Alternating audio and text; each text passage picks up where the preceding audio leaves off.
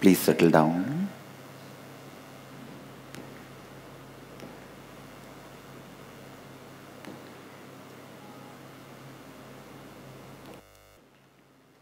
The next, you need to attend the thought current, the energy knot. First knot is fantasy in root center. Listen. The first thought current is lack of integrity, fantasy-based thinking.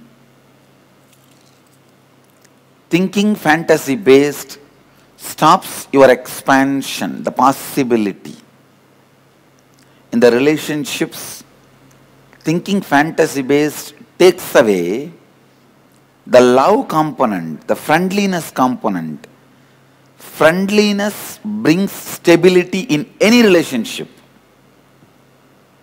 Please listen. Whether it is a relationship with mother or life partner, friend, whatever may be the relationship, the friendliness component brings stability. Friendliness component brings stability. Without friendliness, stability is never experienced. There is a beautiful story in tradition that whenever Krishna is tortured by the Gopikas, of course, 16,000 women lived around him. Naturally, there would have been enough of jealousy, these, that, everything. He will come to Arjuna. So when Krishna was giving Bhagavad Gita, Arjuna was not able to really receive it like a guru-disciple relationship, because I know all your problems and you come to me.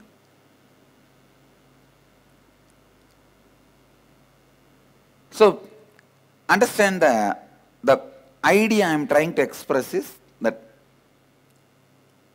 Arjuna was not able to listen to Krishna as a guru, and anyhow finally he listens, and then Vishwarupa he sees and then achieves some experience, and after everything is over,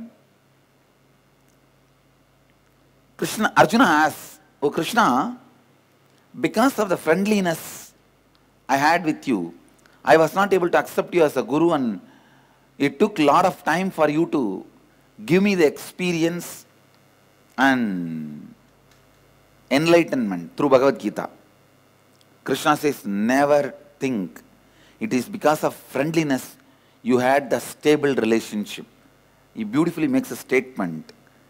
In any relationship, the component of friendliness brings stability.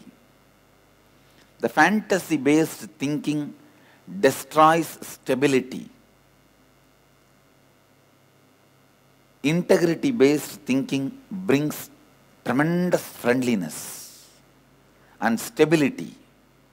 How many of you are able to cognize friendliness component brings stability in any relationship? Please raise your hand. Whether it is a son or a father or a spouse or a partner,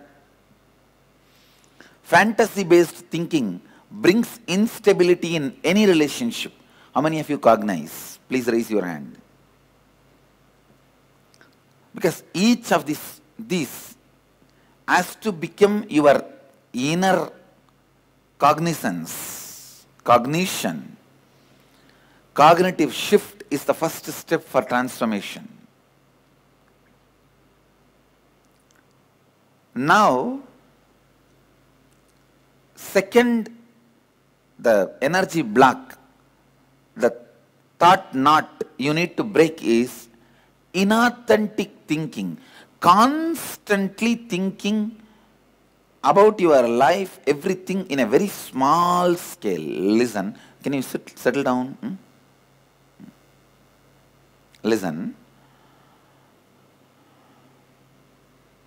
How many of you listen, then raise the hand? How many of you have the fantasy in your life, some corner of the world where nobody is there, just a small hut or one room apartment, you will live Just have your food, lie down and sleep, take bath in the beach, just spend your life like that.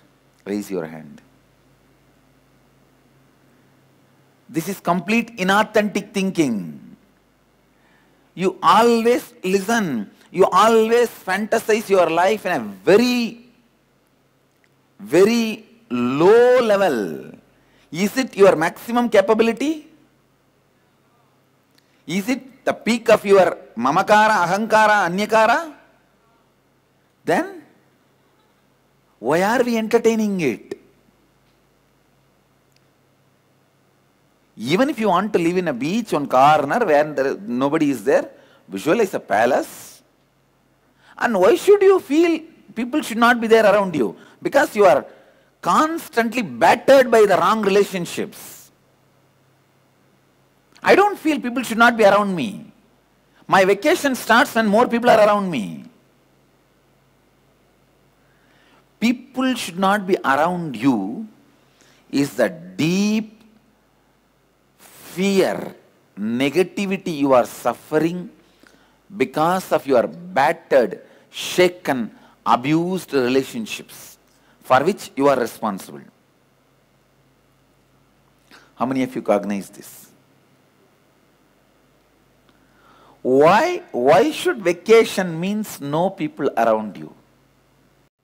It's a wrong cognition. It's a wrong cognition. One guru in India who teaches some yoga, kriya and all that, he's so jealous of me. I said, why are you, Guruji, your stature, your organization, your structure, why should you be jealous of me? I am just a budding Sangha organization. Why do you? He said, now only I am learning. I should work tirelessly. For last 20-30 years, I always had this imagination of retirement idea. I wasted so much of my life with this retirement idea. When I heard your idea about vacation, I said, come on, this is what I am missing. He said, every time I am taking class, I am waiting to retire. But every time I am in the room, I am waiting to come to the class. I was not sleeping. I was sitting there, attending to some other brahmacharis, some other things, listening. I was just waiting. You guys will see all 21 days, I will be here at least few minutes before the session. Because I am waiting for you. I am just waiting for the clock to move. If I see you guys, and this is my commitment to you all, if I see you guys, your faces are bright, no tiredness, I'll extend the session even up to night 11, 12. I am waiting to work with you guys. It is only the tiredness I see in your face. Ask me, okay, don't torture them. And that's the reason yesterday I ended the session little early. 4:30 yoga, I myself come. Actually, I go to the Ashramites yoga. Every day I come. I go there to that hall. Maybe from tomorrow I'll just come and wave at least and give you, see that everything is in place and then go. I have no problem. I have no problem. Basically, many of the wrong cognizances you carry makes your life hell. The idea of retirement you carry makes your whole yearning life as a hell, working period as hell. But modern day researchers are proving the man who retires dies quickly, something like 7 years. Average, a man lives 7 years more if he doesn't retire. If he entertains, engages himself in some social service, some activity. How many want to live 7 years more on the planet Earth? Then come on, don't retire. Do not fantasize about retirement. If you just drop the fantasy of retiring, 7 more years you can live. and even the quality of health. How many of you read this research? It's available in the net. It's available. How many of you have read this research? It's done by a thorough university. I think 3 or 4 universities have collaborated and then did this research. They worked on various samples from different countries. I think they took something like 70,000 samples, and then they came up, no problem. So actually now, till today evening, the sessions are all more only introductory. I'm not going to be working on any big thing. I'm only preparing you for writing, internalizing, and doing the simple kriyas, preparing your body, especially your body has to cool down. Did you all start doing the panchakriyas? Especially the pouring water on the nose, and did you all start? Please don't miss that, because I'm going to produce a lot of heat in your body when I awaken the non-mechanical parts of the brain. So cleaning the nose is compulsory, and enema, cleaning the nose, and that haritaki powder, that Ayurvedic powder, it heals your mouth ulcer and stomach ulcer. I tell you, if you don't take just 2 days that powder and do these kriyas, you will have mouth ulcer and stomach ulcer. That is the reason. So please do not miss the haritaki powder, enema, and the pouring water and cleaning the nose. Tube, if you can't, it's okay. Try. Tube is not for cooling, but for the effective pranayama. If you use the tube and clean, the prana, the life energy you can hold in your lungs and digest will become double. That is why. The effect of your pranayama, if you do, see, yesterday and today what you did, you did not have a pranayama in that. It's only a simple technique. But from tomorrow you will be having pranayamas. Pranayama means inhaling, holding, and exhaling. The ability to digest the energy into your system will become double if you clean the nose with the tube. So cleaning the eyes, very important, because eyes have to become cool. See, when the non-mechanical parts of the brain is awakened, your visualization capacity will increase. That will directly increase the heat in the eyes. First thing. Second, I am also wearing the glass, it's not power glass. It's for the light reflection. Light reflection. So your eyes will directly get heated up. So you have to clean the eyes every day. Second, the container, water through left, one through right. Sorry, one through right to left, one through left to right, so that your body is cool. And then haritaki powder, at least 1 spoon. And you can even take it in a small spoon, that is okay. 1 spoon and enema. Only then you will be able to go through these kriyas. If I don't see tiredness in your face, I can increase the number of kriyas and the type of pranayamas. You see, I have a 3-level inner awakening. Level A, level B, level C. Based on the participants' ability to come with me, I can take you to the A level or next A plus or A plus plus. I can. So now it is up to your participation.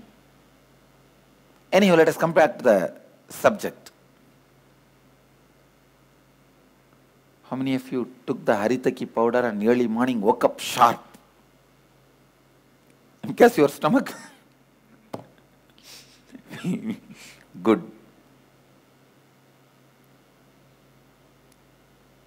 The second thought current we are going to break, the second energy block we are going to break is constant hangover of fear and fear-based inauthentic thinking. Please listen. First we saw fantasy-based thinking without integrity.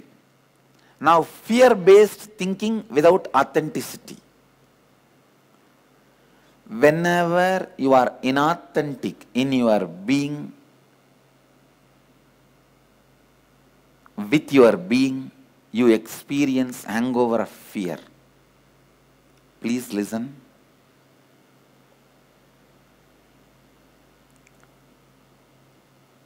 In any space of your life, spectrum of your life, if you feel fear, there will be inauthenticity and you will be fighting in a losing race. Listen. Running away from your problem is always a losing race. Running away from your problems is always losing race. Any spectrum of your life, if you have fear, there is inauthenticity. There is inauthenticity. You are not how you should be, how you want to be.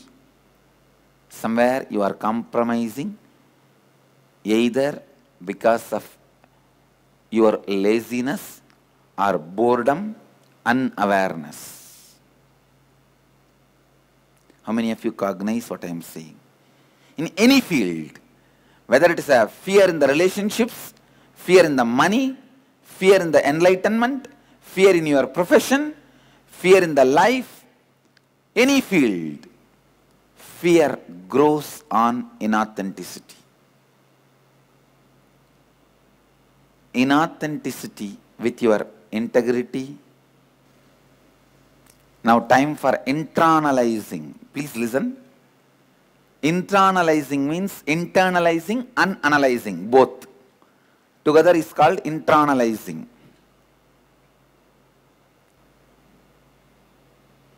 Scan your life and identify all fears that exist in your life. Fear of losing money, name and fame, identity, job, spirituality, fear of losing some relationships, near and dear one, their love, death, everything, whatever fears you have, identify. Second, for each fear, look deeply and identify where you are not being in integrity with your thoughts, words and beliefs related to that fear.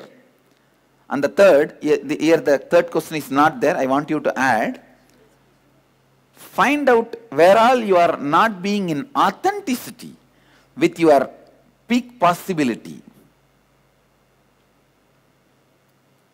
All of you are able to understand the third question? I will repeat once more.